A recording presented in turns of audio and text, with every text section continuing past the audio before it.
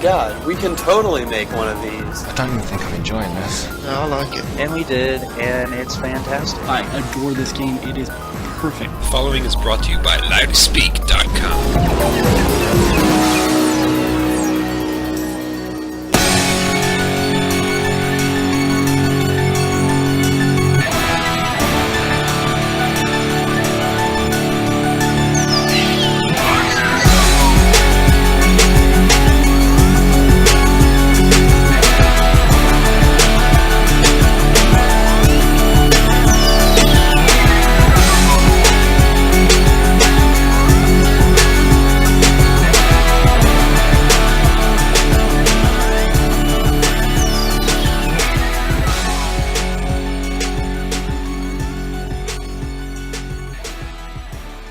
Episode 199 is here, everyone. That's right, the ChairShot Podcast is very slowly creeping up on yet another milestone, our 200th episode. That'll be next week. It's going to be a big week for me. I'm currently, prior to doing this show, I was putting some final touches, by which I mean, starting my final year project, which I submit. I officially submit next Friday, but I'll have to have it done in advance of that because I have to book the printing session and all that jazz. So I have to be theoretically I'll be finished by like Wednesday. So I'll be finishing it up on Friday, and then on Saturday I'll be ringing in the celebrations with CSP 200. It's going to be good, but it won't just be me, listeners. I mean, I realize I am the crux of what this show is, but come on, it's not just me. It's a solid one-man effort with with some good background vocalists. First of all, Mr. Joe Towner. Hi, Barry. And also, Mr. Paul Griffin. Hi, Barry. Hi, guys. How's it going? Fine, thanks. Yeah. Good. I'm glad. Okay, so, back to me. Hang on, I gotta get my drink here. I'm drinking some lovely rock shandy from, wow, what's it oohing at? I like rock shandy. Funny you mention that. I went to Tesco the other day, and they now have an Irish section in their foreign foods aisle. Oh, aye. There are a lot of sort of Irish products, but I didn't know which ones were sort of good. They had Barry's tea, tea that belongs to Barry, but a brand name that's called Barry's tea. Indeed. Kerrygold butter? I think we have that anyway, to be honest. Oh, you do? That's in the normal section. Yeah, Kerrygold's are like in the States and everything. Kerrygold's big. Kerry, they call it Butter County in the States. They had Tato's, although I don't think I like the flavour. Oh, it's crazy, because Tato is the best crisp in the world. Yeah, but, I wanted to get them, but, they didn't have the flavour. Which Tato did you get? I didn't get it. Well, I think they had cheese and onion. I'm not that big a fan of. The other one was like a multi-pack of... Oh, they didn't have like single packs. It was... No, it was just big multi-packs, so it's a bit of a commitment, Yeah, I'm the same. I'm not a big cheese and onion fan. I like salt and vinegar. Tato salt and vinegar are very good sandwich crisps as well. They also had a lot of fizzy drinks. But again, I don't know which ones are good or not, so... Next time I go, I might have a look or take a picture. What kind of fizzy drinks are just Irish, though? Club Orange? Is that an Irish? Yeah, I think they had that. Yeah. Did you try that, Joe? No, because I didn't know which ones were good or not. All right. Paul, me and Paul will give you a rundown in a second, but I will say I'm drinking Club Rock Shandy. It's basically Club is much nicer than Fanta, and Rock Shandy is basically just orange, but there's a little bit of lemon in there, and it's good. It is good, baby.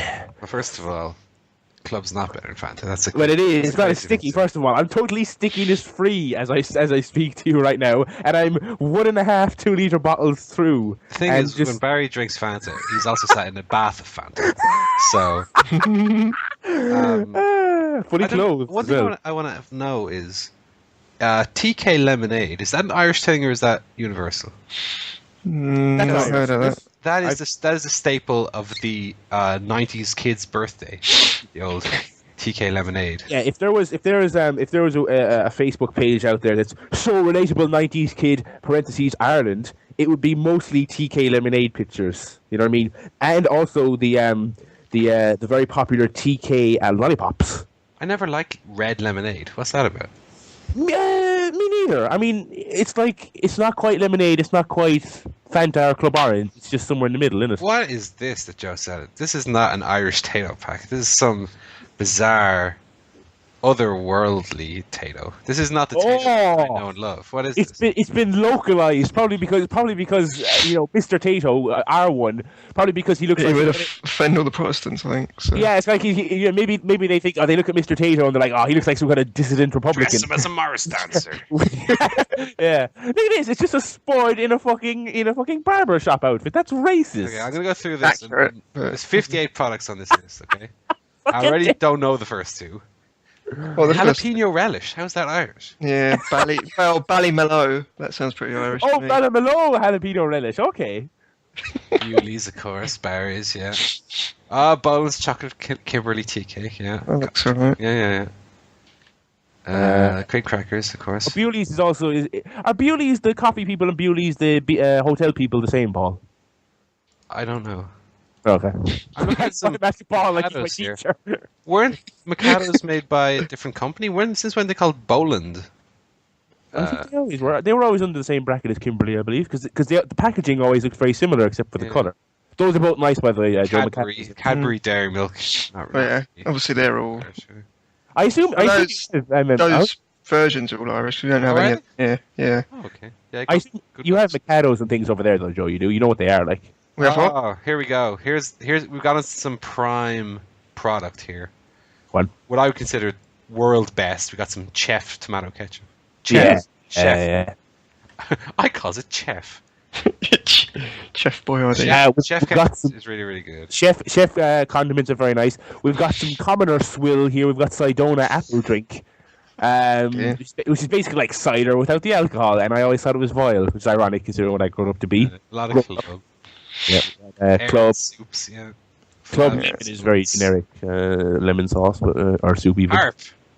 Four pack of Harp lager. Flahavins, if you want the most Irish sounding porridge ever. Stick on the Flahavins, will you? Go on. Grace's Irish oatmeal. I've never heard of Grace's. Odlum's soda bread mix. I've used that many a time.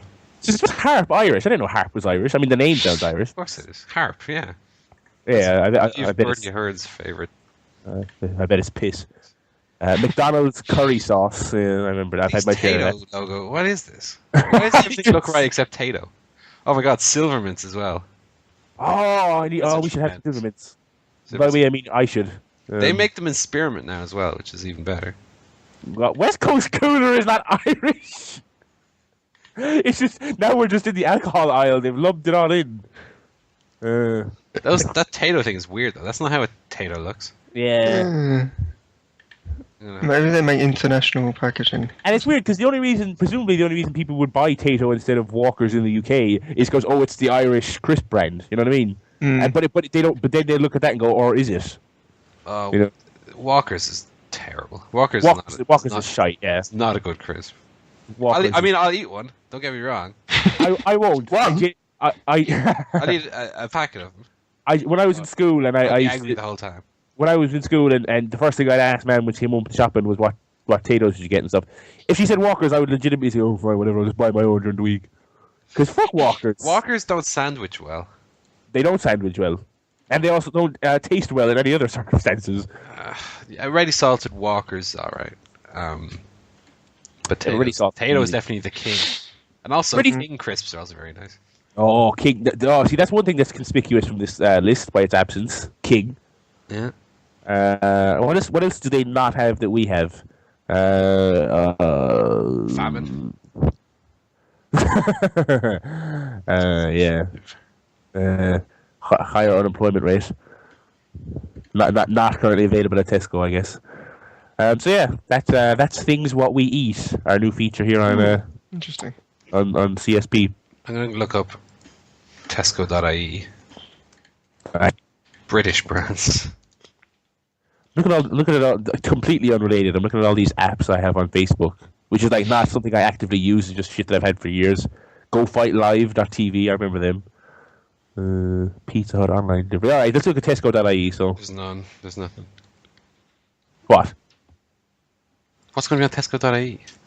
You said you were looking. You said that's what you were look going to up British brands, but that's not a thing that exists on Tesco. That I Oh, okay. They got PG tips. just everything is everything in Ireland is British brands. Yeah, Yeah, we don't have. Yeah, not even mentioned. Yeah, we don't have. Although Tesco do have half-price chicken fillets. Well, I assume Joe has these as well, but we don't have foreign food sections. But it's like we have like a number of foreign food establishments where you go in. There's like a Chinese. In Limerick, there's like a Chinese supermarket. There's several sort of Polish and Eastern European shops. There isn't UKville though, where I can go in and it's just Walkers everywhere and deep fried. I remember when I was in England, I was in a Sainsbury's once. Oh, It's bizarre. what's bizarre about it? Because it's like an Irish shop without all the best things in it. And it's also one of those shops. It's not super common over here. I remember it being a big deal when I was a kid. Ooh, we're going to Woolworths.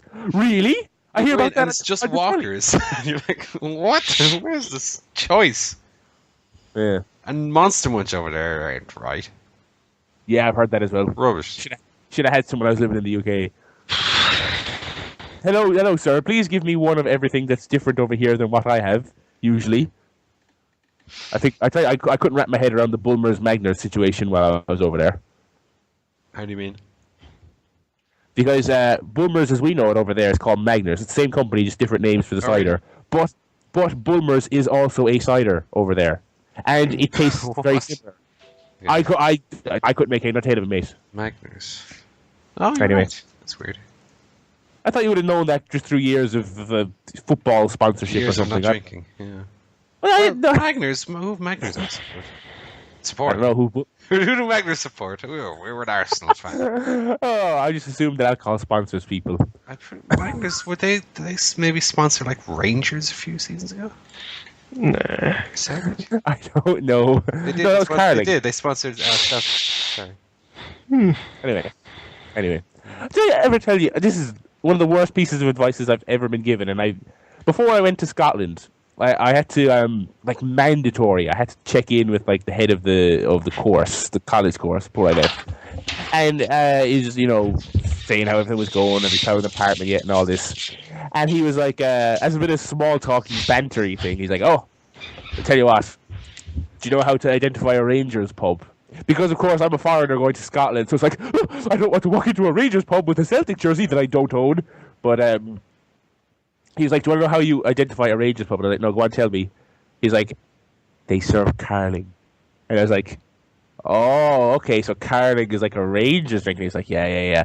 So because you're Irish and they'll assume you're a Celtic fan, you better not go into any pub that has a Celtic sign over the door, or has a Carling sign over the door, like they sell Carling, because that's how you can tell. And I asked people when I was over there, and I deliberately avoided pubs that had Carling signs over the door. And I asked people when I was over there, and they're like, that is a load of bollocks.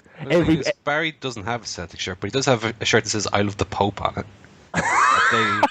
They do not take kindly to that. I didn't wear my transubstantiation hoodie out. Actually, no, I can't remember. Which one is the Catholic one? Constipation or transtipation? What? Do you not know? It's one of the arguments between Catholicism and Protestants. Oh yeah, the turning of Jesus into. Yeah, is Jesus represented by the bread or is the little cake actually Jesus? It's not a cake. I'm gonna let him in on a secret. No, it's fucking not. It's a bit of cake. I love that if you went to mass and they just had like a chocolate cake to give it. Yeah, the body and cake of Christ. Yeah, that would be mental. Just wine and crackers. Although in Ireland, the wine would be TK lemonade. You know what because I remember coming up to communion, they were like, it's a big deal. Like you sip the wine and take a little bit of it, and some of the kids were strictly told you're not allowed to have the wine. They should have little kiddie We didn't communion. have wine in ours. What's going on in Limerick? Giving the kids wine. No, I don't think any of them had it. I don't think any. Well, that alcohol kicky early.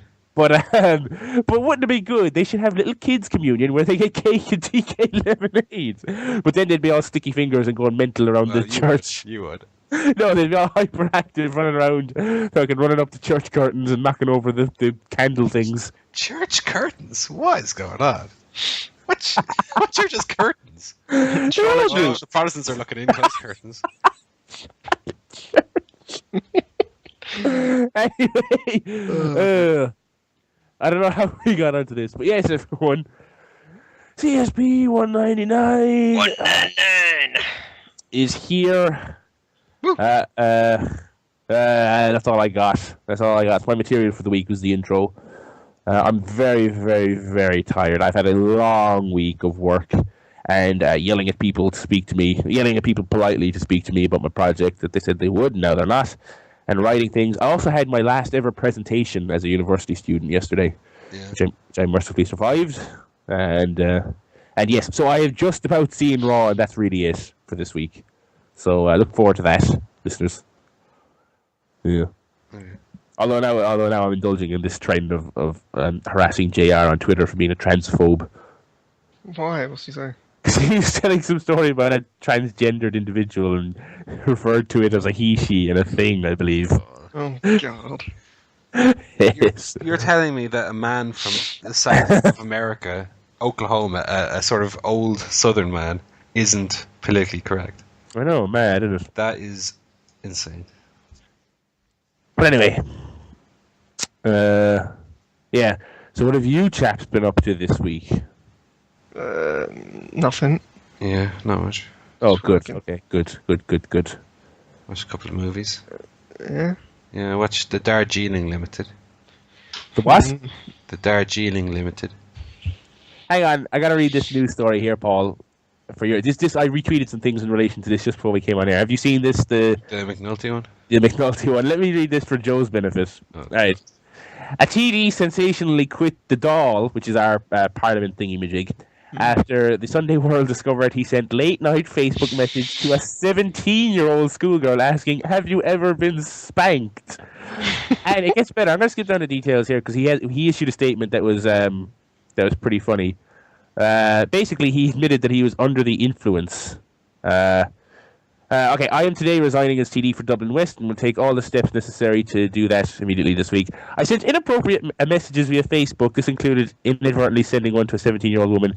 To the best of my knowledge, I have never met this woman, and the message was sent while under the influence of alcohol. To the best of his knowledge, he doesn't know for sure though. So yeah, so that's CSP news this week. Let's go back into CSP entertainment. What did you watch, Paul? The Darjeeling Limited. Never heard of it. Joe, have you heard of it?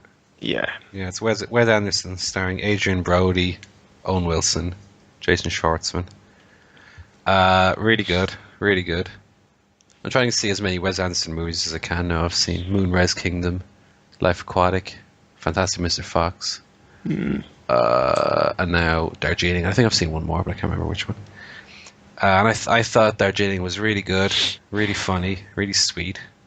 Just really a really interesting movie and a good family movie. Not that it's appropriate for a family because it isn't, but it tells the story of these three brothers. It's very nice. Oh, and I give that a 9 out of 10 because I thought it was great. I'm yet to see a Wes Anderson movie that I didn't like. No, sorry, I have. The Royal Tenenbaums, the other one I've seen. What? That's the only good one. Well, here's the problem, Joe. Go on. When I saw it, I was like 13, so I expected it to be a typical Ben Stiller movie, like Zoolander. Okay. Then when it wasn't, I was like, "What is this?" I think if I watch it now, I'd probably really like it. Why did you sound so weird when you were 13? What is this shit? Am I in France yet? Oh, zut alors. Well, I really liked Darjeeling, and then last night we watched Being John Malkovich. Oh, aye. Which is first of all, outstanding movie. Probably the best movie idea I've ever seen actually put into a film. What is? I've never seen that film, and I don't even know really what it is.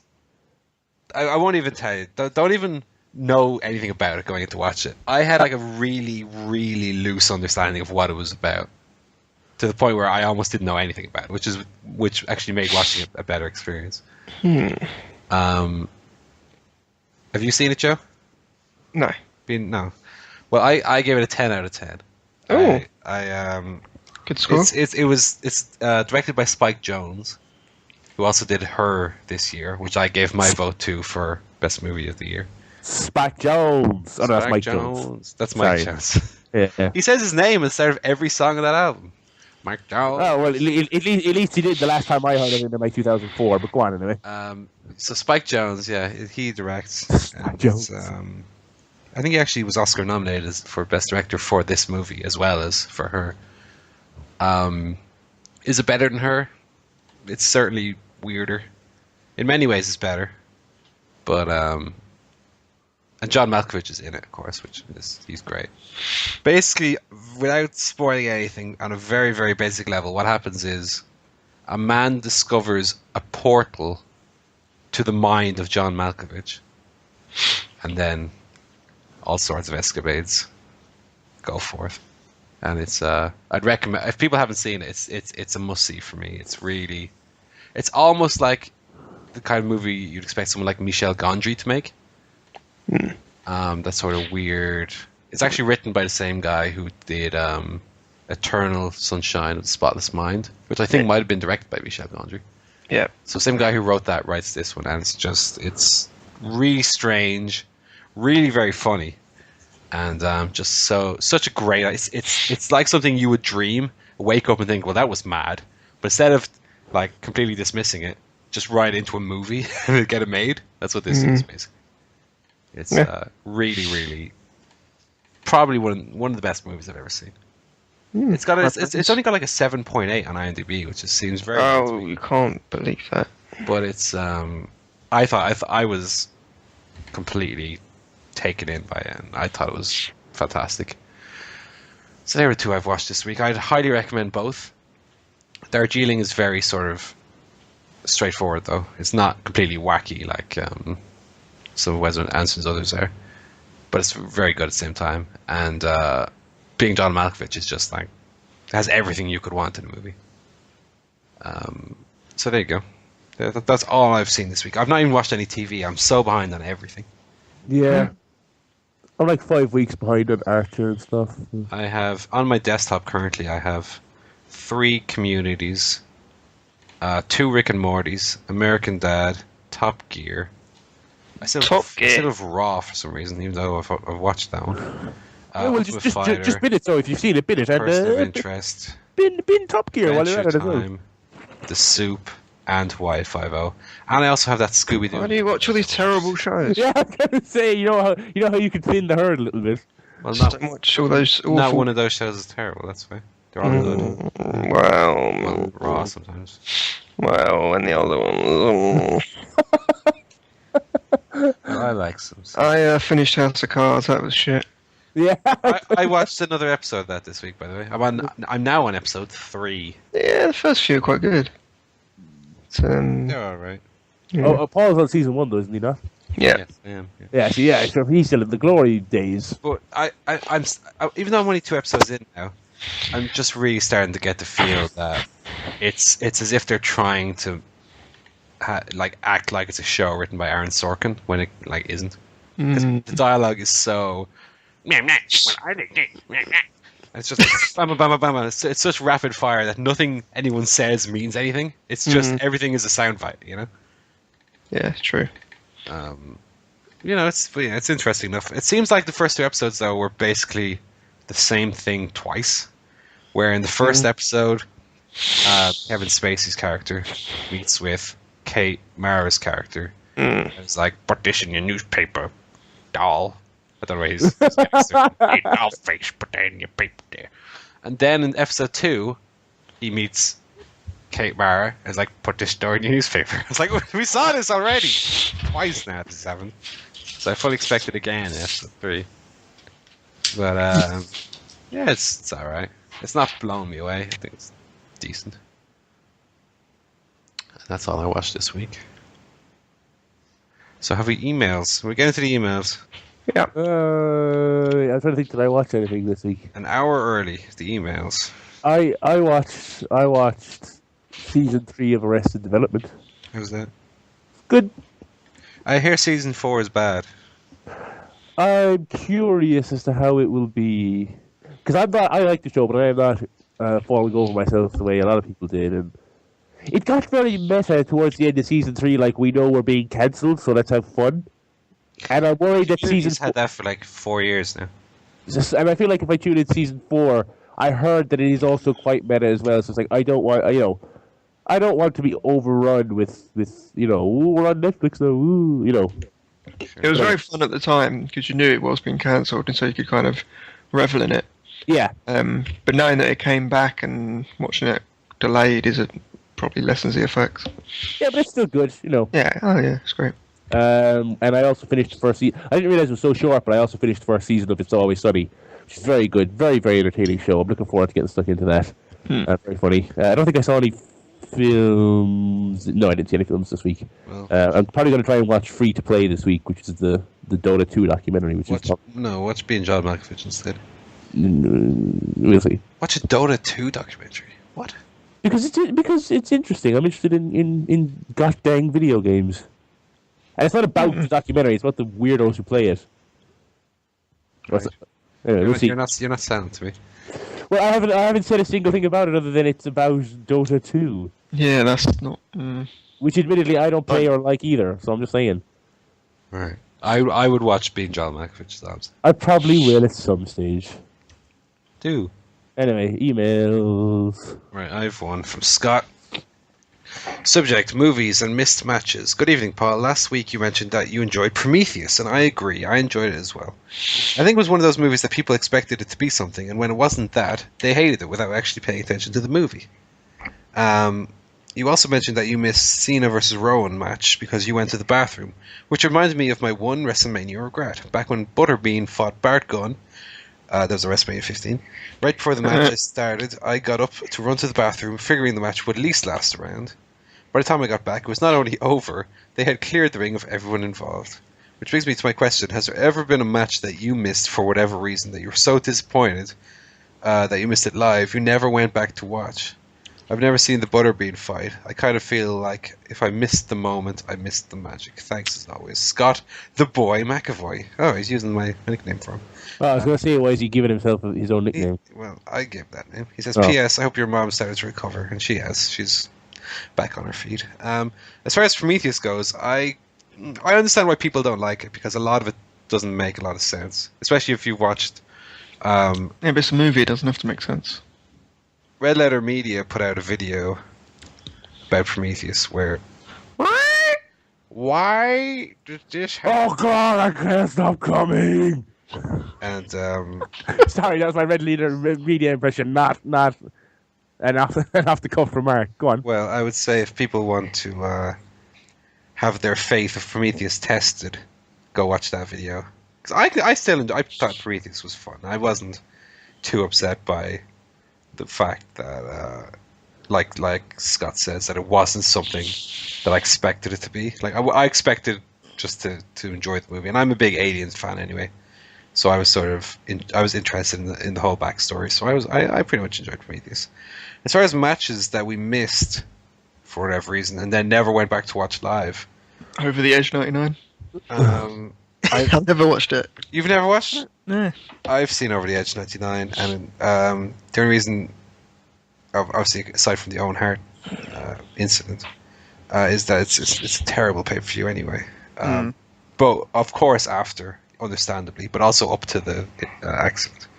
No good. I don't know if there's any for a specific reason that I missed and then never watched it live again. The only one I can remember is I remember missing Royal Rumble 2001 because my VCR didn't tape it. And although I did go to watch it, I watched it later on. I was very upset. I don't think I don't know, because I just feel like with the dawn of, especially with the dawn of the internet, and I didn't start watching wrestling live until like 2003. Because I didn't have Sky until about 2003, so everything I watched was just on like Sky One, on like the Saturday morning roundup, Livewire, or Shotgun. So I never saw the live stuff anyway back then. I didn't have Sky. I couldn't even get pay-per-views because they were all on Sky Sports in the UK and Ireland. So I only started watching Raw live in 2003, and then of course the pay-per-views that were on the channel. So I never really had that problem where I'd miss something live. Yeah, we don't have the live experience here as much because of the time difference, so it's not I have a little example, I suppose.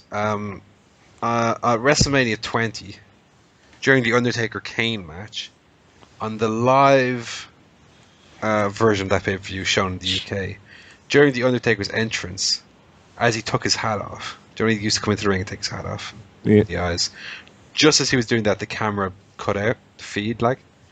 So I didn't see that clip of him actually doing it for like maybe 5 years until I bought the DVD, which I still have. So that's like it's something that it was because it was so inconsequential that I'd never actually seen that moment live. So I hadn't seen his entire entrance when he came back until I bought the DVD. What about you guys? Anything you've missed like that? No. I didn't see, there was a bunch, because I didn't watch wrestling for so many years there in the middle. I missed a bunch of matches, and some of them, I went back and watched things like Angle versus Shawn Michaels, But, there's a bunch of stuff I didn't, the vast majority of it I did not go back and watch because, not enough time in the day, but I feel like I got caught up on all the major stuff. The good Batista-Undertaker matches, and just as an example off the top of my head, the Shawn Michaels Jericho stuff.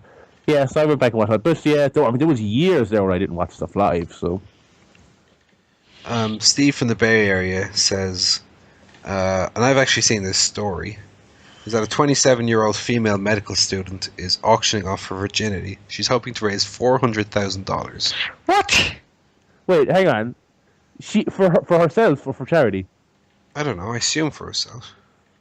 So I'm gonna let you pay me to take my. This is a win-win for her. Why is she selling it?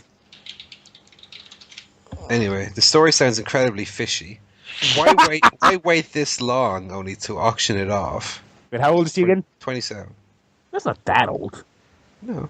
Is that film about the 40-year-old one? He says, presuming this is legit, is this a genius way to raise money and pay off expensive bills, or is this a terrible, terrible idea that will backfire in the worst way possible? Well, it's prostitution, first of all. I would probably lean towards the second. I mean, it doesn't sound. Plus, do you want to live the rest of your life as the girl who sold her virginity on the internet? Well, I mean, the whole virginity thing is. Shouldn't that be like a special clumsy moment, as opposed to, here's the bloke who paid me $500,000. You know what I mean? I feel like she's missing out on a life experience. Yeah, but how? Yeah. I mean, Yeah, but if you're the sort of person who's doing that, then do you value that sort of life experience anyway? I guess. Yeah. Does it make a difference? That's fair, Steve. This happens all the time. Every year, some different person's selling their virginity on eBay. Yeah, I guess. Real. That's all my emails. I have an email from Scott McAvoy, the boy. He says, "Greetings, show. Once WrestleMania is over and all the feuds have been settled, I'm going to grant each one of you the ability to contact the WWE and tell them to book a feud between two wrestlers or tag teams. That will last for 2 months, with matches on each of the next 2 pay-per-views and a match in between. Who would you like to see booked for an extended program? Personally, I'd like to see a 2-month program between Dean Ambrose and Roman Reigns over who is the true leader of the Shield. Thanks, and hope you had a great weekend." I would like to see Daniel Bryan versus Brock Lesnar.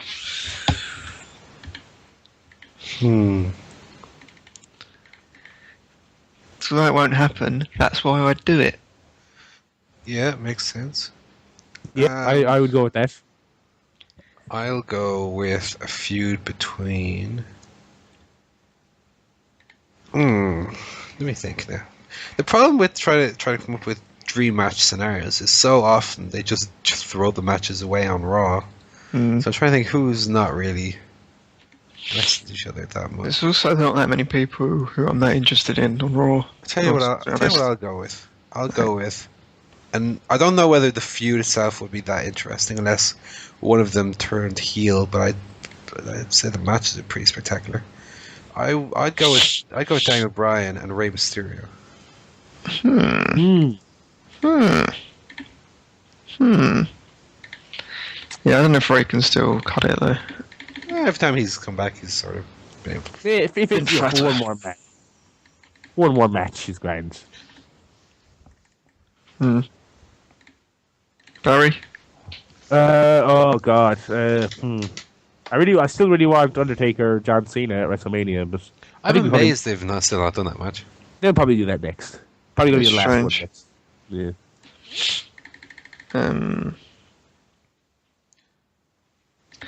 Oh, God, I think I found our show image, by the way, for the artwork. I'll send it to you, lads, and I'll listeners, so you can go to twitter.com/ the Barry Lei'D. No, that's just Paul. I'm going to send this image to Paul. No, I'm sending it to the group.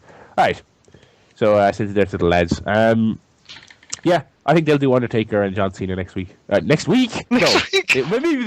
Maybe they will as a primer for Maybe. WrestleMania. Wow, Yeah. interesting. Well, yeah, next year.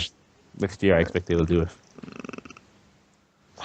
So honestly, other than Daniel Bryan and the Shield, there's no one that I'm that excited about, to be honest. They've already But done. Cesaro. The thing is now, already in like Face. in a 3-month spell, they've already done Wyatt's and Daniel Bryan, Wyatt's and the Shield, and the Wyatt's and John Cena.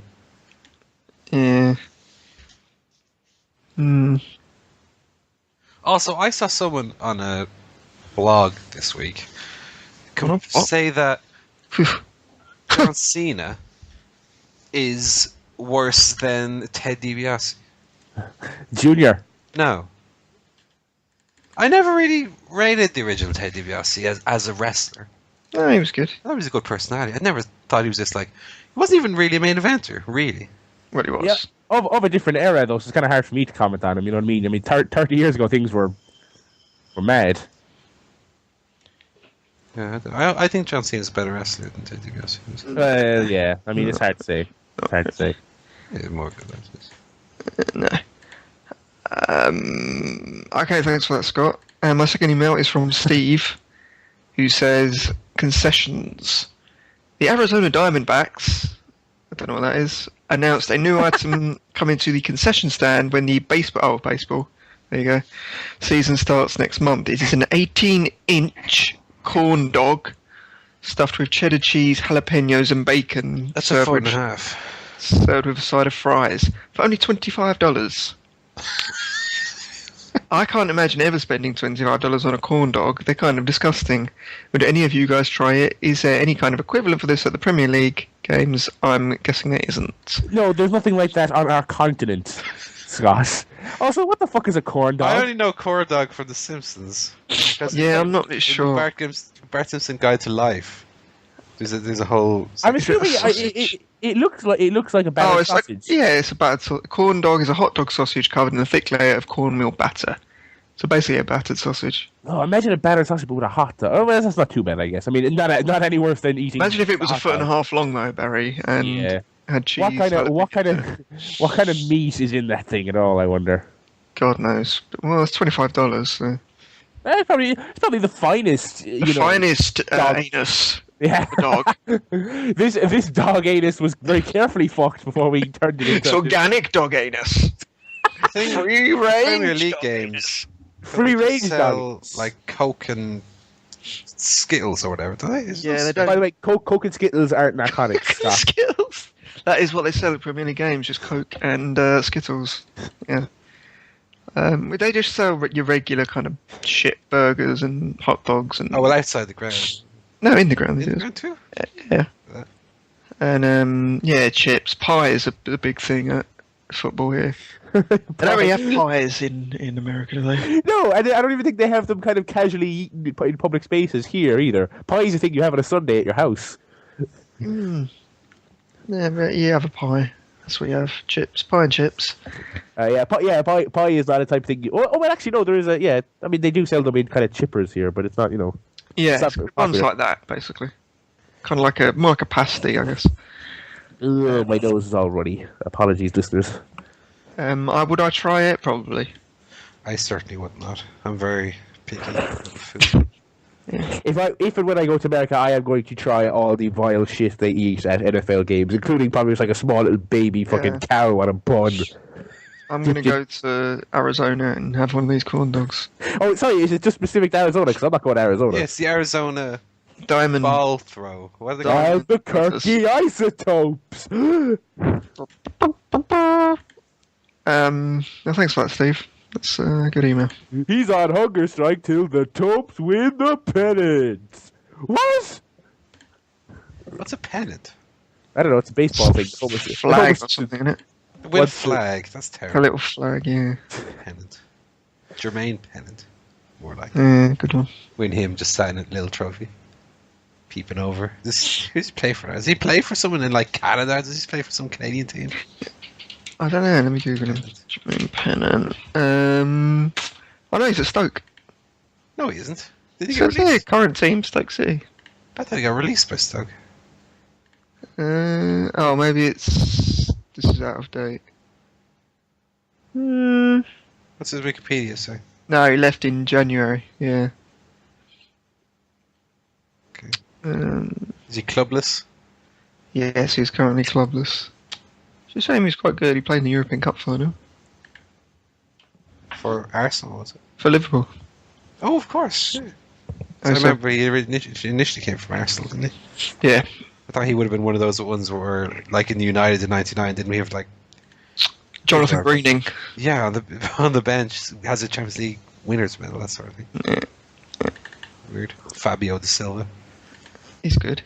He started against Barca. You got any emails, Barry? Sure do. Let me open my emails. By the way, I want to give a shout out to a friend of the show, Steve from the Bay Area. Oh, excuse me, sorry, as I adjust my seat here. Steve from the Bay Area.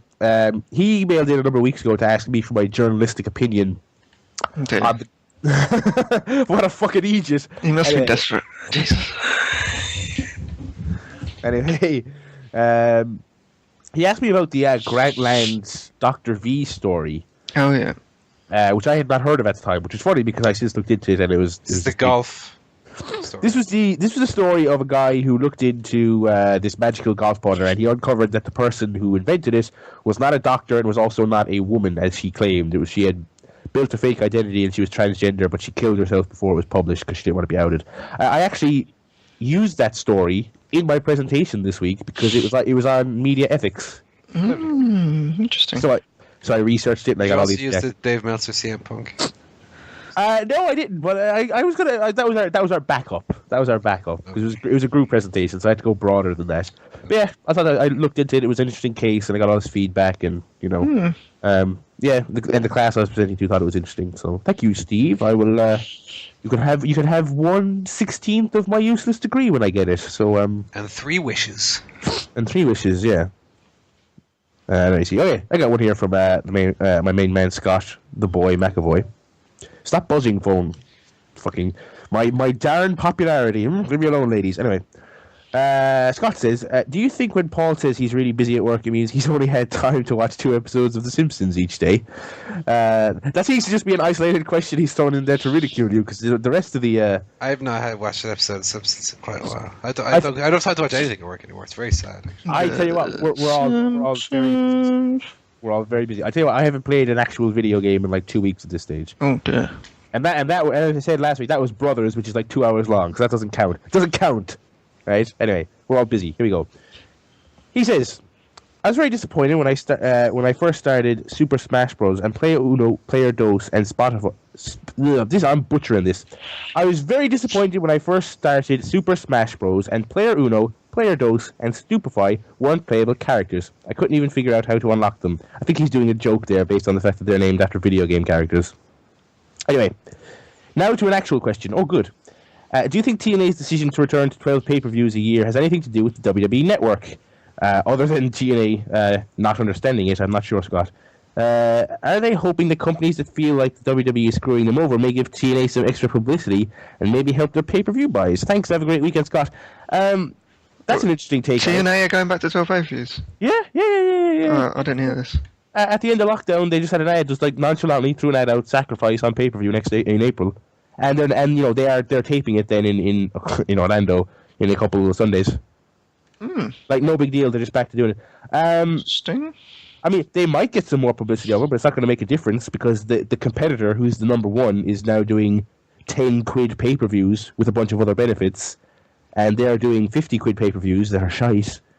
Well, if they were the only wrestling pay-per-view, it'd be a little bit better. Well, the thing is, But They're going to be getting more advertising time, given that WWE won't necessarily be pushing their pay-per-views so hard.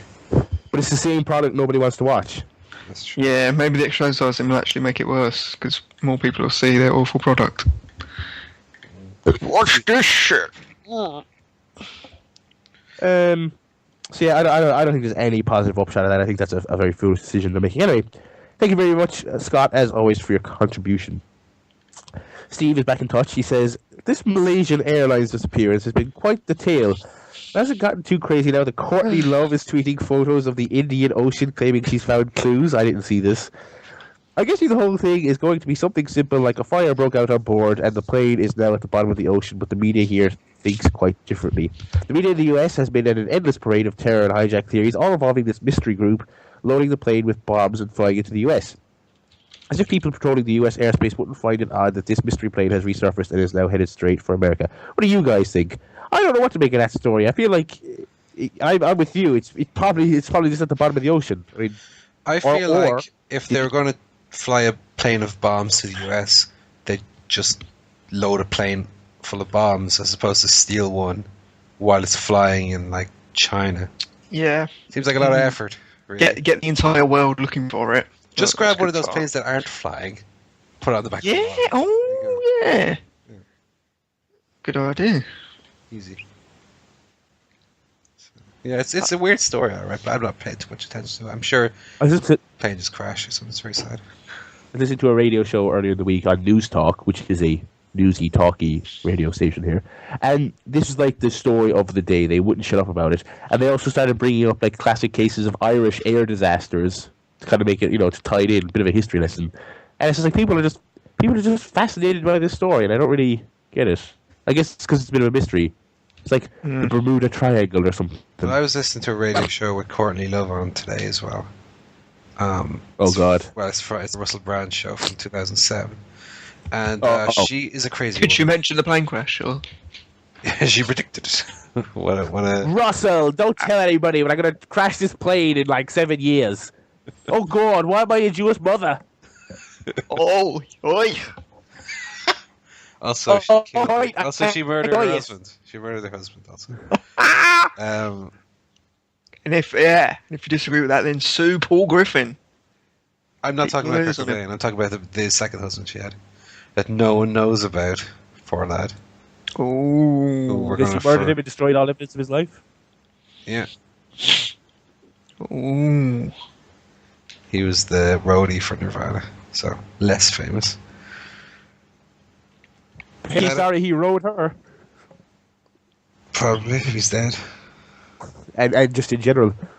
Well, I'd say he's probably more upset about the whole death thing, if I'm honest. I don't think he has any emotions about that. He's dead. Anyway. He's probably a little annoyed about it in his little coffin. But wish I hadn't been killed. Life isn't a Ryan Reynolds movie, Paul. Read your emails. That's a really good movie, by the way. I've read my emails already. I started. We all read all of our emails. Haven't we? I read my emails. Lovely, thanks guys for those emails. They were really good. Any wrestling news this week that happened? Well, apparently TNA are doing 12 pay-per-views again. It's news to me. It's break. Let me see here as I drink more of my... I don't think there really was many wrestling news this week. It's crazy to think that WrestleMania is in like 2 weeks. 2 weeks. Yeah. It's crazy. It doesn't feel like anything's been.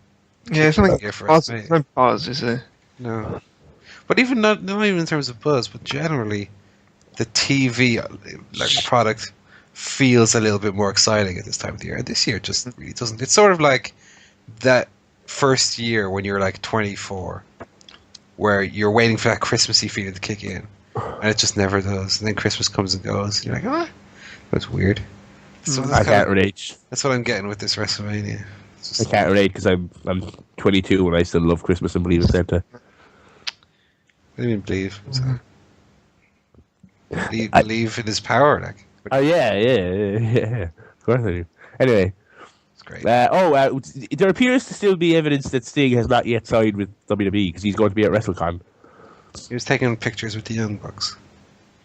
Now that's the sixth man for King of Trios that I want to see. Sting and the Young Bucks.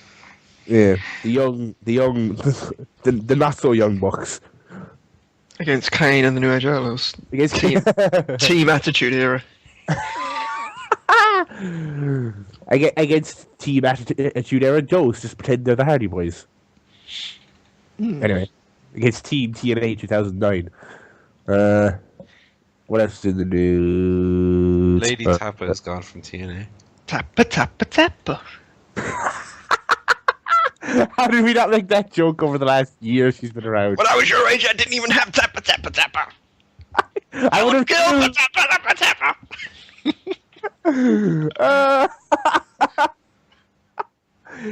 Yeah, she's gone. Who else is there? Some WWE members came out. They weren't particularly good for the Elimination Chamber show. Although that was with like a quarter of their audience gone because of Dish Network. I did relatively well, I would say, given the circumstances. Didn't it do like 200,000 globally? Something like that? Yeah, it was okay. It's not bad. It wasn't catastrophic, but yeah. WWE Slam City debuted. I watched some of these. Yeah, so did I. They're fine, but they don't use the wrestlers' voices. Which I Yeah, think it's is weird, and it's like they use really. They don't even really come close at all. They use like generic Mexican band for Alberto Del Rio. Yeah, it's not even a sound alike. It's just It's just a guy. a man's voice. Yeah. Probably someone who like the studio wrote. I would it. say the Sandow one wasn't too far off, but Yeah. Yeah. although he sort of would veer into being a British man at some points. But yeah, it's fine. They're only like 2 minutes long, so there's not much commitment to start watching. Santino was just an Italian guy, even though part of the humor of the Santino thing is it's blatantly someone who is not Italian doing an Italian accent. I can't imagine the state of the thing they're going to get for Sheamus. It'll probably just be like Ray Darcy or something. Anyway, it's amusing enough. The Scooby-Doo film came out like a week ago. I've not watched it yet though. Me too. I'll review it for next week. I haven't seen. Oh, and Scooby-Doo is going to be on Raw on Monday with Arnold. I thought he was going to be at WrestleMania. No, that's the film. The film is set in WrestleMania City. Okay. No, it's WWE City. Oh, okay, during WrestleMania. Yeah, it's weird. When is WWE City going to get WrestleMania? You think it would have had it by now? Madness. They have a big Triple H sign at the the city border. Of course they do. Welcome to WWE City. Do they have a stadium there? Yeah. It's The where they Triple have H wrestling. Stadium. But, yeah. I've watched the first like 5 minutes of the movie. The Miz is in it, jogging. I also heard he jobs in the new comic book that they put out. They have a comic? Yeah, remember those weird comics they put out like a couple of years ago? Only like two. Kane. Where it's like Triple H is killed by terrorists and stuff. What? Yeah, it's like they put out this like teen comic thing where it's got like murder and stuff in it, and Triple H is shot terrorists. And there's like because there was a panel that was doing the rounds in, and it's like, oh my god, you killed Triple H. I've never heard of this before. I don't know why I I find remember this. they put out the like Undertaker comic back in like 2000. Yeah, that was ages ago, but this was like we were doing the podcast when this Oh, happened. really? Yeah, we probably talked about it at the time. But yeah, what else? Oh, there was something else this week. Scooby-Doo and Arnold on Raw next week, and some other guy from that new film Arnold's in. It's Joe Tana. No. Joe. That would be good. Where with the pretzels money? Get to the chopper. Why aren't you getting the money now? What's a truck? Where's the money? Why aren't you getting the money? Why aren't you getting the money now? And so on. I just watched the Homie the Clown episode. You said you hadn't seen it in ages. Not at work, I mean. Slipped up. Watch it at home. Oh. I can't get his story straight. Oh. Because I'm on season 6 Come on. now, so that's one of the ones there. And they had the vintage tiny bicycle through a loop trick. Oh, that's brilliant. Yeah, it's great. Also, I claimed a week or two ago that I don't remember which episode or which line it was, but I said it was maybe the most quoted line by me. But in actual fact, the most quoted Simpsons line by me is definitely from Homie the Clown, which is I'm seeing double here. 4 crusties. Which Which is always applicable, no matter. I use that every opportunity I get, especially because I have a few friends who are twins. Oh, what a great episode! Oh, It's really tremendous. yeah. So yeah, Is that all the news this week? I don't know. What else was there? An old woman stole one of Hulk Hogan's boots from his shop. No, it was Matt Morgan. Disguised as an old woman. The beef lives. He's like, I need the full. He's got the cape already. He's got the cave now. He's got one boot. He's gonna walk out kind of limping. He's very slowly putting his Halloween costume together. He's gonna have everything in place by October. He's gonna dress as gay Matt Morgan. Modifying that all capes are gay. Everyone, don't worry. That was really weird. That I was like the video clip. She just walks up and grabs a boot, and out she goes. It's really weird. Why is a boot though? Why is that on display anyway? Because it's his boot. It's his famous boot that he uses, that he drops on brothers. He does the big boot, and then it's also got a leg on display, and that's the one that he drops on people. But it wasn't like it was in a glass case, right? It was like on a stall. So it's fat. It's not the Mona Lisa. Fucking hell, it's only a boot. Yeah, but which boot is it? The whichever one he does the kick with. Oh, I don't mean his left or his right one. I mean, was it a boot used in a match or like why was it there? Well, I assume it's more at some There. stage. Whose boot was it? I don't know. Hulk Hogan's. Okay. Anyway, apparently she's going to return the boot. She got caught. So Yeah, it was an old lady. we don't have to see the shame of Hulk Hogan coming out of WrestleMania with just one boot on. Little sock. Oh, Yeah, that's the other thing as well. It's not his only boot. Hulk Hogan's big boot doesn't work when he's not got a boot on. So it's just a big foot. big sock to the head. Do you think that Hulk Hogan, like Krusty the Clown, has actually got tiny feet in his boots? Big shoes to fill. Yes. Fill. Yes, I do. Big shoes to fill. Hulk Hogan's got little. He doesn't have feet. His legs just whittle down to little points like pencils. He just totters along in his boots. Maybe that's why he's so immobile now. Because he's got no feet. That's why he walks how he does. It's raining again. It's been raining all day. I was out in the rain for like 2 hours earlier. I was supposed to be working from college today, but then there was rain, and I was like, well, I can't go out in this. Yeah, kind of. No.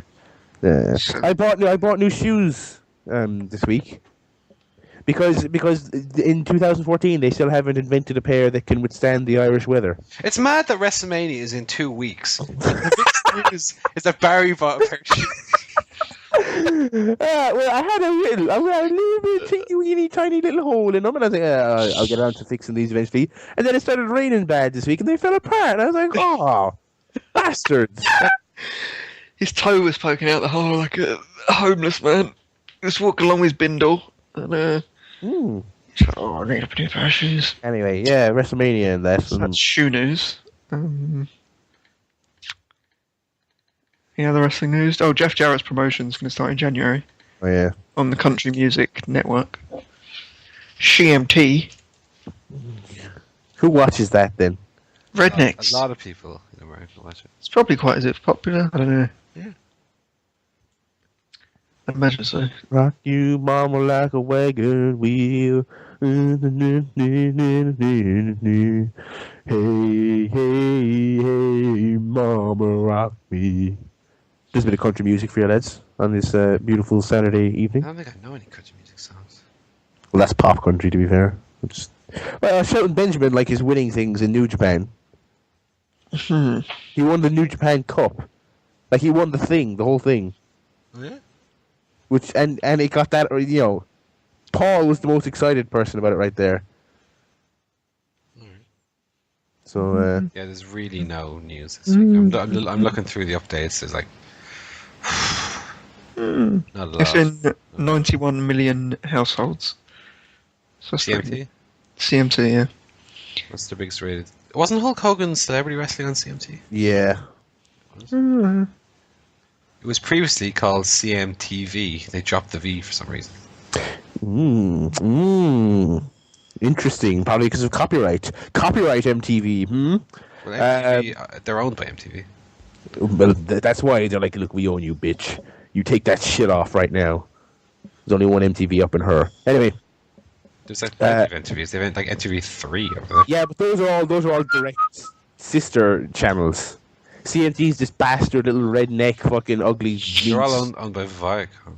Yeah, but still, it's like, when family members aren't fair. We all know what that's like, don't we? I mean, I do.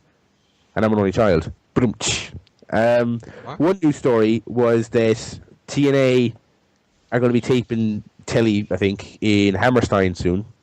Oh, yeah. At a reported cost of $300,000 a taping. Which salary to use. Which is lesser than the other road tapings, but you also have to remember this is a tiny little shithole in New York, and they're being charged out the bumhole. And TNA fans got very annoyed when ProWrestling.net speculated that TNA was trying to impress Spike TV because their contract is up this year, and WWE is apparently in the mix. And if WWE get in bed with Spike TV, that's effectively the end of TNA entirely, one would assume. So that's one to watch going forward, although there's no developments yet. So. The only good thing that will come out of this is that there won't be a wrestling company called TNA in the world anymore. Yeah. There was really no long-term planning put into when they were thinking up the company name. TNA. Hi, Jarrett thinks of a better name this time. He should call it Jeff Jarrett's Wrestling. JJW. There you go. Yeah, not bad. Perfect.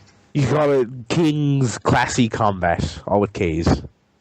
That joke would work better written down. Actually, no, it wouldn't. It was shite anyway.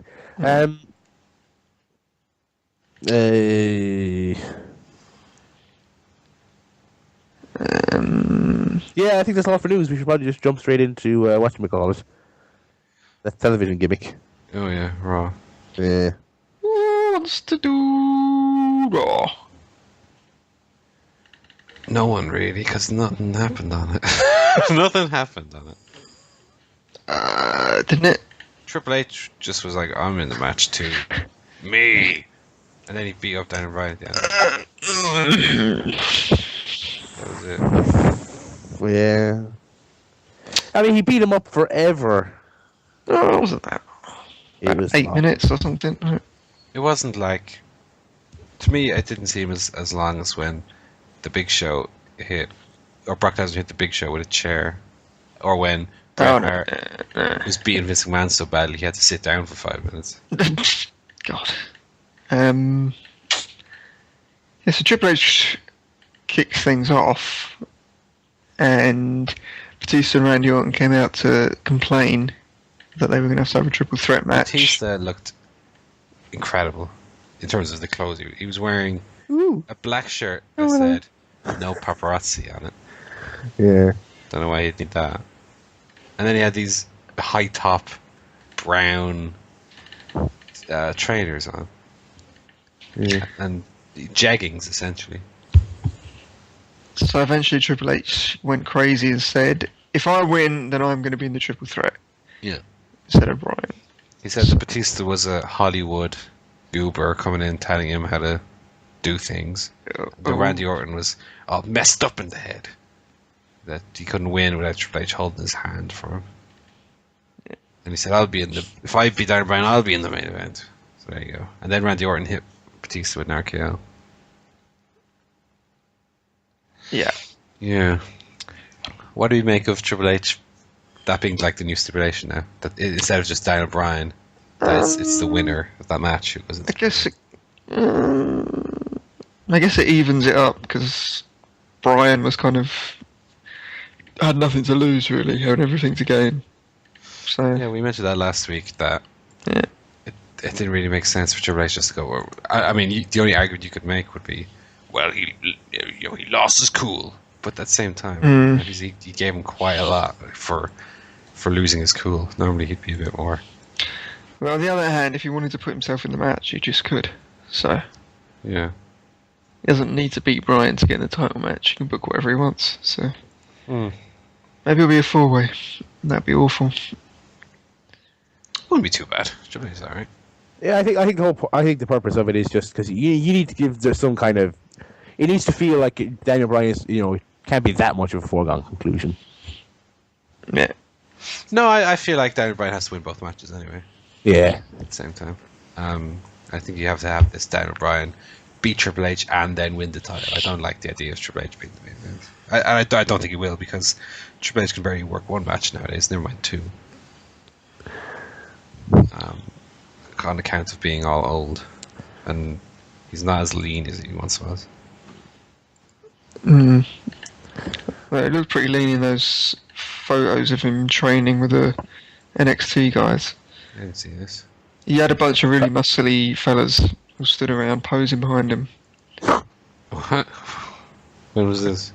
I don't know, I can't remember. I saw it during the week. Yeah, so that was the opening segment. I'll find these photos though. Then there was some Irish stuff because it was St. Patrick's Day. St. Paddy's Day, as they call it in Ireland. And yeah, Sheamus came out, had the old rugby shirt on. Oh my god! Do you remember when Triple H didn't basically have a buzz cut, but he just had hair like Vince McMahon? Yeah. Look at some photos of him here. He looks really weird. I'm really sick of JBL making references like, hear him going on the Six Nations, Maggle, Patty's Day. Shut up, you pandering shit. We did win the Six Nations though. England, lol, and England. Ireland won. Yeah, we beat you guys. Yeah, but you didn't win the tournament, did you? We won the tournament. We got a nice cup at the end of it. Brian O'Driscoll having put a little tear on. Retired on top, so he did. Good old. He went out like Shawn Michaels. Except he won his match. So he's more age. He's age, except it was not the opener. It was the main event he won. What Ireland? And Sheamus and Brian O'Driscoll were chatting it up on Twitter and like, oh, come be a wrestler. And he was like, oh, I don't think I can handle the body slams. I was like, sure, you're probably all fucked up after rugby anyway. So Possibly. Oh, it does Sheamus no favours when he comes out doing that pandering shit and the jersey and the fucking midget and. Well, I think the problem is that no one got it outside of Ireland. Well, yeah, exactly. It's just like people already don't like him. That's not going to help people like him. But I Americans hope don't know what he's wearing. They don't know what it is. they don't know specifically, but they get it's a fucking sports Irish thing. But like for JBL to go on the commentary, or Michael Cole say, oh well, they won the Six Nations rugby tournament. To me, it's like the equivalent of if an American came out in a NASCAR shirt and they're like, Arizona. like, what NASCAR? What? Arizona Diamondbacks. I can just imagine, such an annoying American family. The Six Nations? What? Is that how many people play in their sports over there? Because they're so small? What is that? What is Jim Bob, go Google the Six Nations. JBL is talking about it. I don't even know. Where's my Triple H teaching Where's my you guys corn how to do dog? the 5-knuckle shuffle? What? Hang I on. assume so. Like that guy on the left-hand side might as well be John Cena doing the move. Whoa! Whoa! This is something. Is this a show for the network? It's like, Oh yeah, sorry, they're doing. This is Triple H's workout DVD. It is. Is it really? Him and Stephanie are doing workout DVDs. Oh, Jesus. can someone explain to me as well why Triple H's shadow is someone standing up? He's the devil. It's the positioning of the light. Also, yeah, upside down, it doesn't look like the devil with a hole in his head. Ooh. Anyway, who are these geeks in the background? I don't recognize any of them. Where's Jason Jordan is the one to his right. They never drawn a fucking dime. Who'd they ever beat? That's why they're at the back and he's at the front. They're going to be carrying the fucking Undertaker's flame thingies, torches. Interesting. Yeah. So there's photos of Stephanie with the girls from NXT and Naomi and other people. There's also photos of all of them with Scooby Doo. I saw yeah, it. I saw that. Yeah, that was good. Brodus Clay resurfaced because he's in the film. Haven't seen him Was he in been back in the ocean? That's mean. You see that what Mark Henry tweeted not too long ago about how he lost £40 or something. No. He said he was going to reveal the secret to how he did it. Chopped off one of his fingers. Took a large dump. I don't know. Got a haircut. Did he take his jacket off? Is Mark Henry? Oh, he is. I got him on Twitter. At the Mark Henry. 400 down. Put down the steak. I tell you what, he looks exactly the same. Wow. I hope you don't go to the same gym and you're not his motivational speaker. Come on, push Mark. Push Mark. I mean, it's all futile ultimately. No. It is good. It's good for his health. But He just got a baggy t-shirt. when you read the tweets, right? He lost 46 pounds. Okay, that's good. That's good.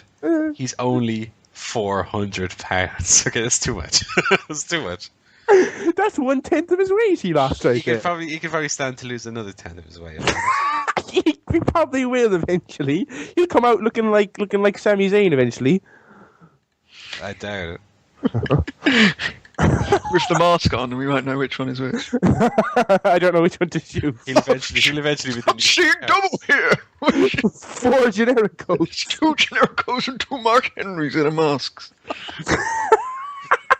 Oh, poor Mark. Well done, Mark Henry. On behalf of the CSB. Well done. Well done, mate. Don't listen to Paul.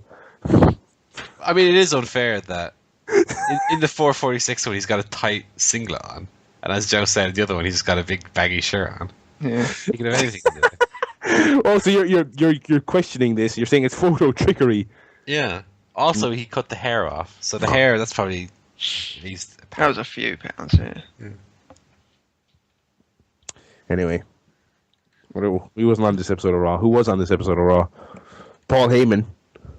He was, yeah. Can't remember what he said though. He just introduced There's no Undertaker on the. Or Brock, yeah. Or Brock. So he just was like, "Here's a video. Enjoy it." It was all right. No CM Punk on it. Yeah, that was interesting. Was it? Well, yeah. I'm quite over the whole CM Punk thing. But so am I. But it's still. Although I believe I wonder what difference do they think it makes? Because they've already acknowledged that he's gone and he's not going to be there. So what difference does it make if he's in the video package or not? I guess because they don't want to set people off with a chance, maybe. the Hijack Raw Twitter account favorited one of our tweets this week. By the way. What are the CSV tweets? Was it taking the piss and they didn't get it? Yeah. Yes, it was. I'll tell you what it said now exactly. Yeah. Also, this whole CM Punk thing is a work, and he's returning to help Bryan win the title. Which came right after suggesting that the Brock Taker match would be a casket match. It should be. Now that one was serious. There's not been a good casket match ever. Ever. Yeah, but that's not the point. It is the point, because this match, needs to be good. Yeah, but if caskets, you could put him in the casket. Oh, and do that highly original storyline where it's like, I'm not afraid of caskets, Undertaker, so you can't beat me. And then he is afraid, because they're all afraid ultimately. And then they could do an angle like Buried with Ryan Reynolds, and Brock Lesnar just in there for a year, trying to escape. Who tweeted, remember when at his peak, Stone Cold Steve Austin, one of the greatest of all time, wrestled Scott Hall in a mid-card match at WrestleMania 18? That was me. Well, that was certainly not his peak. What? Yeah, this is like a year after he fell from grace majorly. In 2002, he only wrestled like 3 more matches after that. He was still, not at his absolute peak, but still in his peak years. He was still one of the He top. wrestled It wasn't. 3 more matches. It wasn't 1995. Yeah. It was, The point was, they wasted him spectacularly. He had his final match the next year. Did he wrestle Undertaker at Backlash 2002? Or am I dreaming that? Yeah, he did in a god awful match. And then he wrestled Ric Flair in the Big Show at Judgment Day. Oh, shucky ducky. And then he was formerly gone known as until he wrestled Eric Bischoff at No Way Out 2003. And then he wrestled The Rock and retired. He only wrestled like 4 more matches. Exactly. Peak. Oh, Kelly is looking good these days, I must say. And so on. Another thing you can check my Twitter for, ladies and gentlemen, or check hers, but check mine. I retweeted it, so whatever. Just go to mine. Steam glory there. Hey, well, I'm giving her a plug. Oh, I'd give her a plug, mate. Butt plug. No, not that one. The other one. John Cena did a promo. I didn't watch it. What did he say? I don't remember what he said. He said he was afraid of Bray Wyatt. Oh, yeah. Because he... What was it about? This was nonsense, is all I remember. I don't remember what it was. Is this one where Bray Wyatt had a Cena shirt on? Was that this one? Yes, and he talked about the plastic girlfriend. Oh, yeah. Ooh, plastic. Ooh. Oh. She went on a radio show and was like, "Oh yeah, he apologized to me beforehand, like it was no big deal." But yeah, just say absolutely everything. I realize it's 2014, but come on. Just to go out there and say that now while the feud is still ongoing, like, "Oh yeah, I don't care," you know. Maybe I'm being Lance Storm here. No one's I agree. Storm. I enjoyed this promo though. Bray Wyatt's bit, not necessarily John Cena's bit. I'm looking up Lance Storm's Twitter. Why? How many tweets down until he's complaining about something? One. No. Let's see. 5, 6, 7, 8, 9, 10, 12. Yeah, he's not complaining about a lot. Maybe he's hacked. 4 hours ago is the answer. He says, for your information, anyone who uses someone else's name and profile pic, misrepresenting who they are, is getting blocked. Ooh, you're hard. Well, Lance Storm, you're misrepresenting a person with a personality. Ooh, shots are just getting fired. Yeah. Take that. Also, he doesn't like libraries for some reason. He's a fucking God, idiot. in his element. Yeah. There you go. Lance Storm, the worst person Ever that's ever lived. Life imitating art. I like What? how... Life imitating fart, more like. What? You heard me. I like how Lance Storm's gimmick was boring man. Yeah. Maybe he's just living the gimmick. Lance Storm, the character Lance Storm was Lance Evers with the volume turned up, but not to a too loud a volume, because that would be annoying for people. So just to a right volume that Lance Storm is happy with, because otherwise he'll tweet about it and complain. 6.5. Oh no! What you need to do is take your personality and turn it up to 6.5, baby. I don't know if Lance Storm, he probably doesn't like decimal. He doesn't like decimals. He has to have a nice even. It's a bit too close to the Dewey Decimal System that they use in libraries. So that upsets him. Exactly. He uses fractions. I'd say he's a big fraction user. Probably complicated fractions, just to annoy people. 2/7 or whatever. Top heavy fractions. Oh! Shield beat up Kane on this show. So Oh, they're yeah. good guys now. Yeah. They don't appear to be breaking up because we're quite close to WrestleMania and nothing's happened. I'd be interested in a Shield babyface run for a while. Get him back to that'd be good. WrestleMania. Yeah. Who else could they work Well, with? I'd quite like a Shield Wyatt's Extreme Rules match. That'd be pretty good. Yeah. That'd be fun. Although you could argue that's what the first one was, essentially. Yeah, they could do some kind of gimmick match. What do you think, gimmick? Inferno match, maybe. It's called The Ring of Fire, Joe. They are two separate. Ring of fire. They are two separate stipulations. How dare you? The Rings on Fire. It's out. Except you can just use one of the big flame retardant sheets they have at ringside to just get in the ring and just interfere. On the flame. A ring of match, it ends via a pin. The Inferno match. No, yeah, the Inferno match. The first person to set his opponent's big padded arm on fire loses. Or MVP's back that one time. Yeah.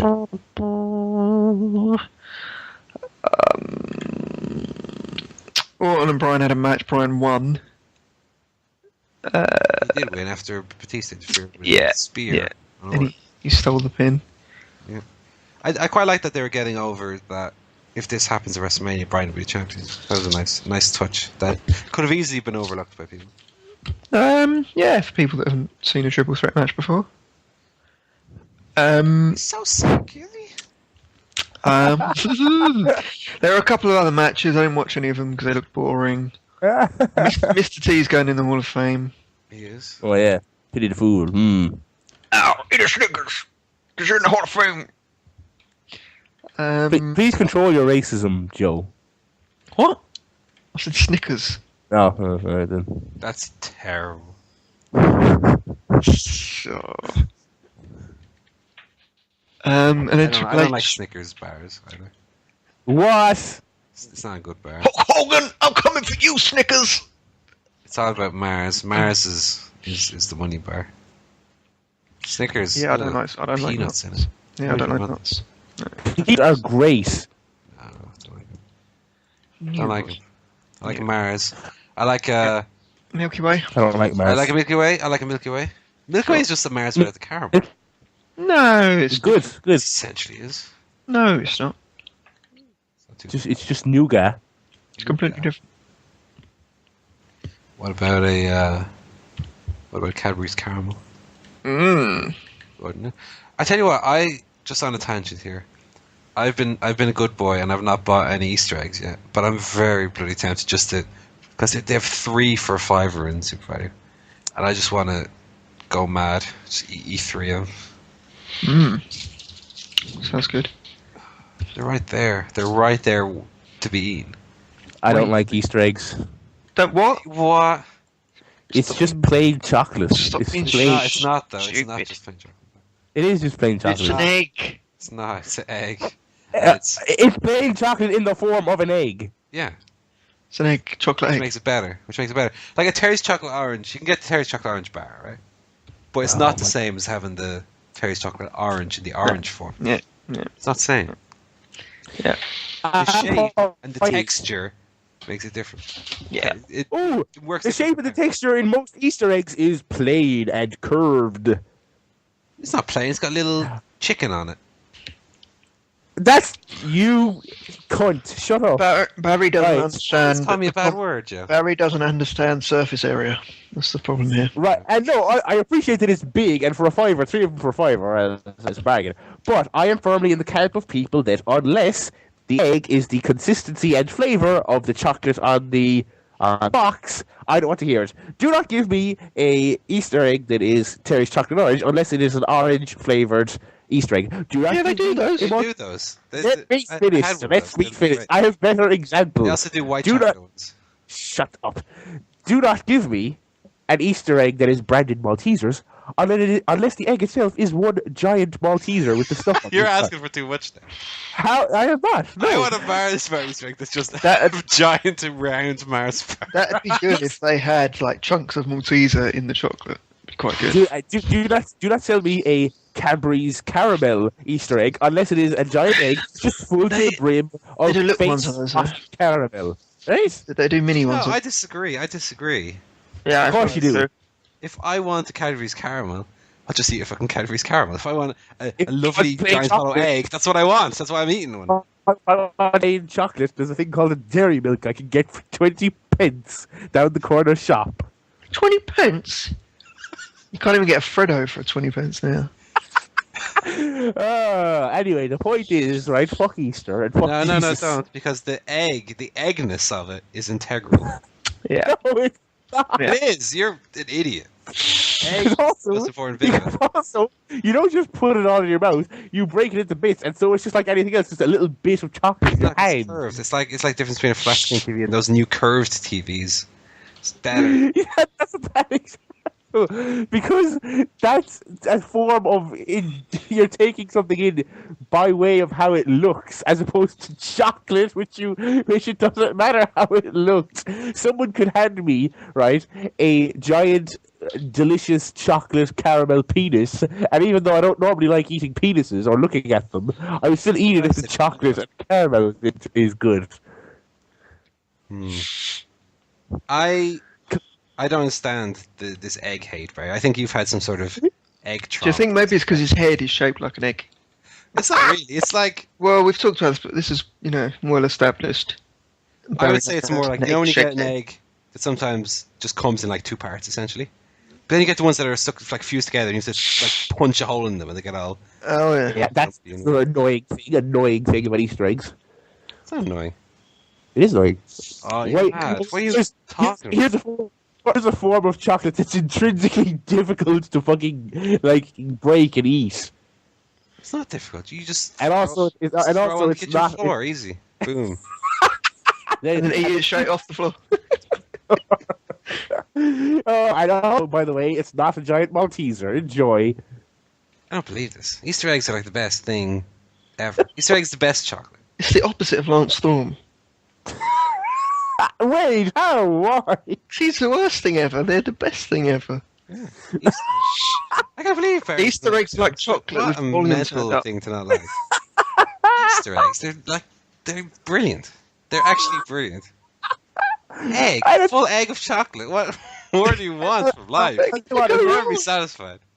Don't sell me a Cadbury's Buttons Easter egg unless the Easter egg is full to the brim with loose buttons. Inside the egg is just like a little generic plastic see-through case full of some buttons. Where's the fun in that? It's the hype. It's the expectation. It's the fact that all children to be fat diabetics.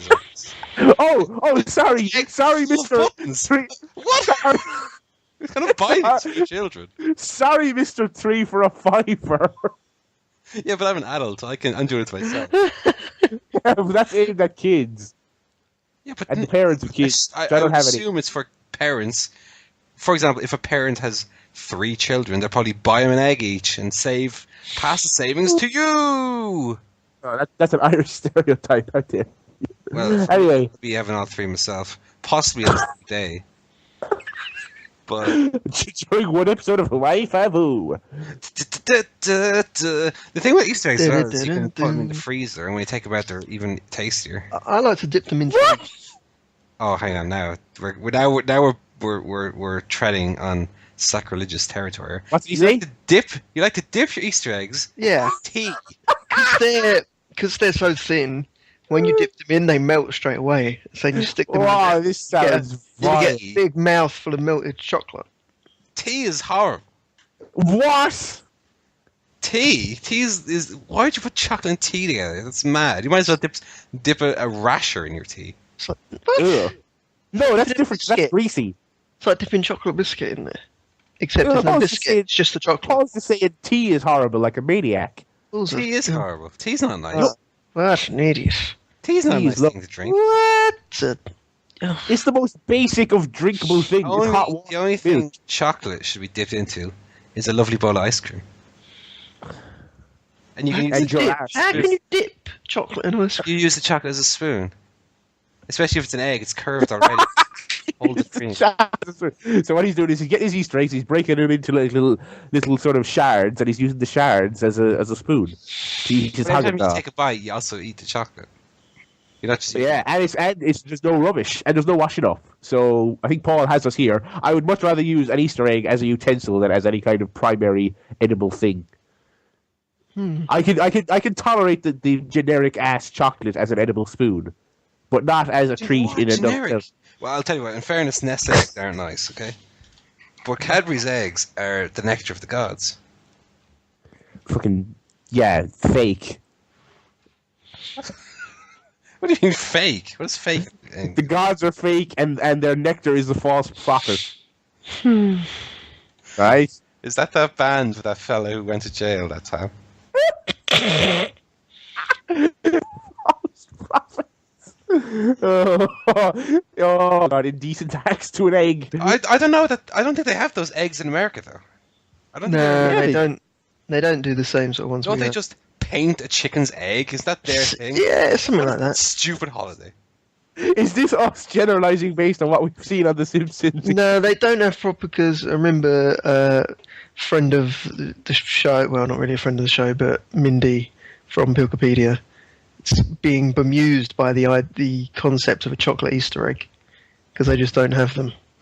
I tell you what, it's weird because what normally would happen is it would be America being a country with giant chocolate treats on the holiday, and we'd be there with our normal eggs going, Americans scoffing chocolate down as a holiday, as a religious holiday. Just eat chocolate all day. Typical fat. They're too busy eating corn dogs. That's the problem. Yeah, but in real... Barry wouldn't eat one because it's not actually full of corn. He'd be going, what's this? Don't bring me a corn dog. It's not full of corn. Rubbish. Don't sell me a jumper unless there's already a torso. A man so I can jumping screw in my it. head on the top. Go about my day. Is a sweater full of sweat? No. Oh. Oh, God. Easter eggs are tremendous. If people feel strongly about Easter eggs, let us know. When is Easter? Is that coming up? Next week. No, the week after. No, it's next month. It's a month away. Okay. Get your eggs in now. Have Or don't, America. whatever. Get on that. Sort yourself out. No, just keep Get some eating eggs. chocolate Eggs. No. Real eggs are better. Oh, my. You were... Ugh. There's no such thing as better than a lovely Easter egg. First thing Easter month. I used to get just get sick every Easter because I need so much chocolate. From eating shitty, the 10 times of generic fucking chocolate. It's not generic. Oh, God. It is. It's the best kind of It is. See, I would also be getting sick alongside you if I was eating one giant Malteser and one giant chocolate orange and one giant... Instead, Barry was just washing his hands with Fanta and rolling up and sticking to things. That's all he was doing. Oh, I'll tell you, what else would I really like? A giant version of one giant caramel. Giant Rolo, basically the same as a giant caramel, but that's fine. A giant Rolo. Giant Milky Way crispy rolls. In egg I never form. liked those. So- Oh, you're fucking an idiot. Where are we on Raw? What happened? We're on Raw, by the way. Yeah, Triple H then beat up Brian after he handcuffed him. Yeah, he gave him a pedigree, which I thought was risky. That's like asking for a concussion. A pedigree where his hands are handcuffed behind his back. He's just taking a flat face bump, essentially. A little dangerous. Also, there's a chair shot to the head. Well, there wasn't. Well, it was to the post. Still close, yeah. But if someone takes a chair shot to the head with their hands, what's the difference? We've had this discussion It was before. implied that it was a chair shot to the head, is what it was. Yeah, exactly. Therefore, Implied, yeah. whether protected by the magic of wrestling, Barry, that's what it was. There was also an entire implied beating. Yeah, but when There was not an actual beating. when Undertaker and Triple H did a chair shot to the head, which Undertaker didn't even take in the head, he took it with his hands. What's the difference? It's not a chair shot to the head. So what's the difference between this one and that one? If people are still doing them to the head but putting their hands up, it makes the chances of them not getting their hands up in time all the more likely, as opposed to just batting them Well, I'm outright. Where it's like, saying, look, there will be no accidents and there will be no bad judgment calls if we just don't do them to the head. That's their point. And Triple H is Triple H, so he can do what he wants. That's the rule. Yeah, I think they should bring back chair shots to the head, Me too. but not to the head, is what I'm saying. Oh no, I think wrestling ultimately is an illusion, so why not do them in an extremely safe way? That's what they did here. Yeah, I'm in favour. I'm of the opinion that. Are you saying they should pretend to hit each other with chairs instead of actually doing it? Yeah. Oh. What I'm sick of is the chair comes out and they're going to maim their opponent with the chair. Oh, shot to the gut, shot to the back every time, and it's just not as impactful as. God, he just hit him with the head with a chair. Shut up, bitch. Although I must say at the same time, listen to old clips of people getting hitting the head with, like, proper hitting the head with the chair, and JR going, "The brains are scrambled." It is a little like, oh, Chris Benoit murdered his family. It's a little uncomfortable, but I think that the chair shot to the head could still be an effective tool worth used. Sinister monster Paul Griffin wants chair shots to the head while he bathes in chocolate.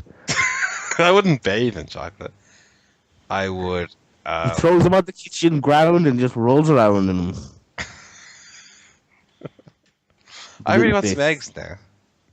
I bet you do. I do. Shop's closed though. I'll have to wait till tomorrow. Anyway, That's that was raw. Yeah, I liked that last angle. I thought it was good. yeah, me too. Yeah, thumbs up. Naomi came back, by the way. I saw as I scrolled through Instagram here, and there's a picture of her big bum. Who? She was back. With Naomi. Huh? Oh, apparently Total Divas is shit. Done shit ratings. yeah. Well, it is, but also I've got some ratings. bad news. You're cancelled. So Naomi's a pirate now, Yarr! basically. Yes. Hmm. A pirate life for me. That's from Peter Pan, isn't it? I don't know.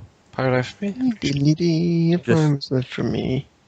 Just from the zeitgeist, I really. don't know whether it was initially conceived outside of Peter Pan, but I believe. Yeah, it is, yeah. Peter Pan. Hey, diddly-dee. Its origins are loosely derived from Robert Louis Stevenson's sea shanty Dead Man's Chest, found in his 1881 novel Treasure Island. Oh, it's from What? Pinocchio. It's from Pinocchio? Yeah, that's what it says there. Where? Hang on. I'm pretty sure it was Peter Pan. Where are you? Wait a minute. Give me a Hi, diddly-dee. Yeah, it's hi, diddly-dee, an actor's life for me. Oh, an actor's life for me. Yeah, but isn't there a pirate's one from Peter Pan? Maybe it's... Pretty sure they had a little song they sang.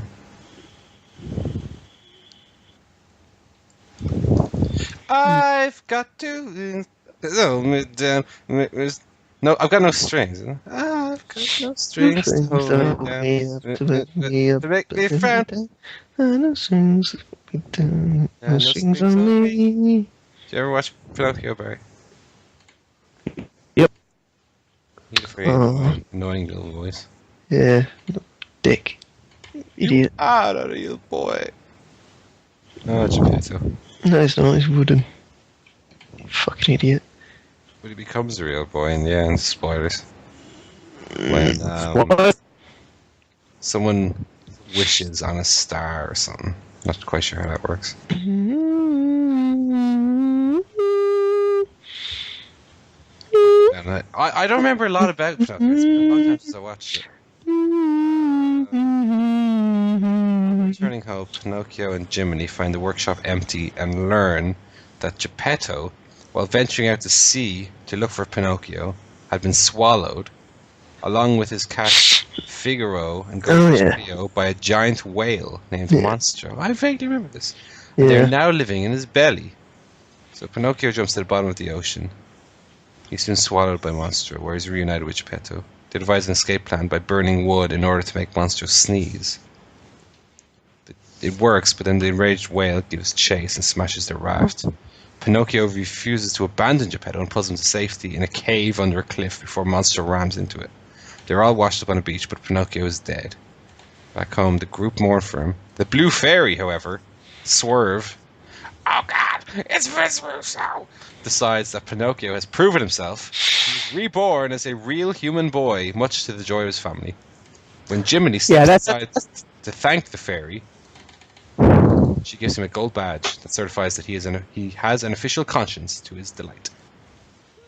That's how you decide if someone's worthy of being a real boy, if they die as a fake one. You've thrown away your test run, Pinocchio, but you did save that Italian carpenter, so... Yeah. Probably. Oh, you died again. Well, when you're a real boy, you take a chances. Sorry. Yeah, and Jiminy have a badge or something. There you go. You did something good, probably. What is Jiminy Cricket? I don't think Jiminy Cricket does much in this movie. But he gets a badge in the end. That's not fair. Stromboli. I remember my favorite thing about Pinocchio, by the way, as we wrap this show up now, is that I remember he bites a coin in the movie and bends it, and then he gives it to Pinocchio.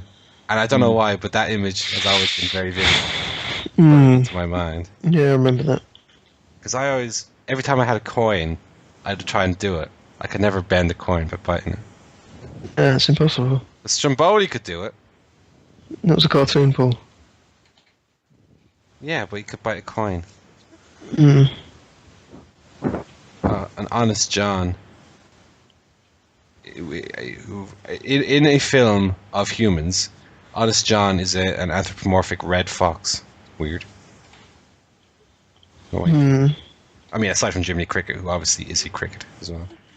Yeah. He doesn't look like Cricket because he's human shaped. He basically looks like a small Elmer Fudd. Well, he stood up. Yeah, but he's got human proportions. Maybe. What's the name of the boy who turns into a donkey? Lampwick. Oh. Lampwick. Yeah, he turns into a donkey on Pleasure Island. I need to watch that movie again. Hey, hang on. Isn't that the island with the midget? No, you're thinking of Fancy Island. Yeah. Sunshine. As usual. The plane. Where's the plane? It disappeared. Hush, the plane coming. Wasn't that dwarf also in James Bond? James Bond movies? Yeah, it was the same guy? Knick Knack, I think he was called. The Bond. Yes. As what?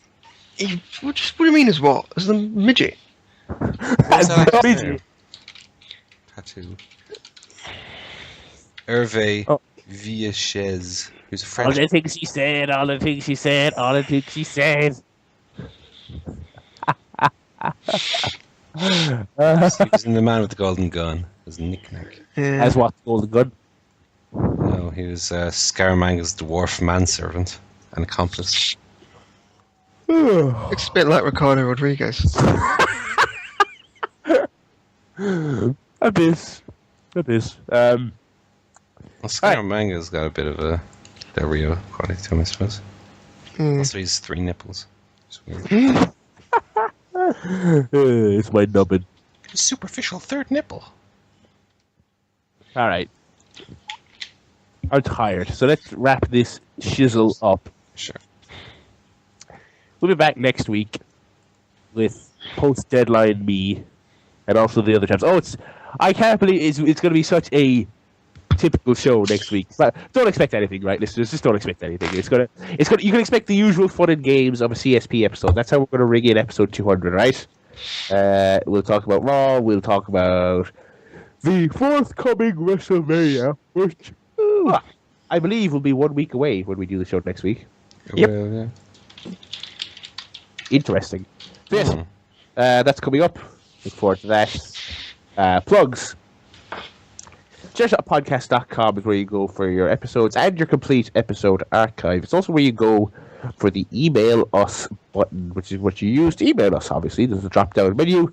You pick whoever you want to email. You can email us on whatever subject is on your mind. So, you can follow us at ChairShotPod, pertaining to the show. You can follow me at the Barry Lei'D. You can follow Paul Griffin, CSP, and you can follow Griff Tannen. And that's all the plugs for this week. So, it is goodbye from me, your stuffy-nosed host, Barry Murphy. Goodbye. It is goodbye from Mr. Joe Towner. Goodbye. And it is goodbye from the egg bandit himself, Paul Griffin. Bye.